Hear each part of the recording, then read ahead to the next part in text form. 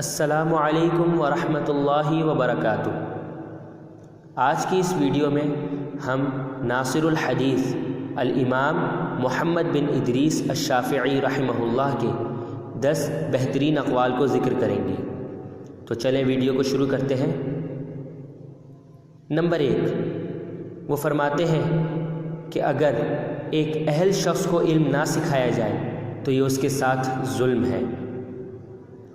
Number 2، وہ فرماتے ہیں کہ نااہل کو علم سکھانے سے علم کا حق ضائع ہو جاتا ہے۔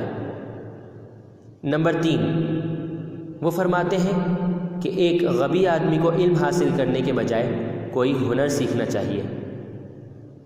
نمبر 4، وہ فرماتے ہیں کہ ایک شریر شخص کو علم اور زیادہ موذی بنا سکتا ہے۔ نمبر 5، وہ فرماتے ہیں وہ بھلائی سے محروم ہے جو علم سے پیار نہیں کرتا۔ نمبر 6، وہ فرماتے ہیں تمہاری زبان تمہاری دل کی کھیتی ہے، اچھی فصل بوگے تو اچھی ہی آئے گی۔ نمبر 7، وہ فرماتے ہیں کسی دوسرے کو ہمیشہ تنہائی میں ہی نصیحت کرو۔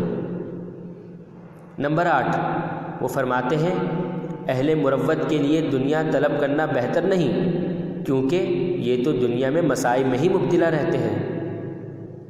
نمبر 9، وہ فرماتے ہیں تنہائی میں نصیحت کرنے سے اصلاح، جبکہ سرعام نصیحت کرنے سے رسوائی ہوتی ہے۔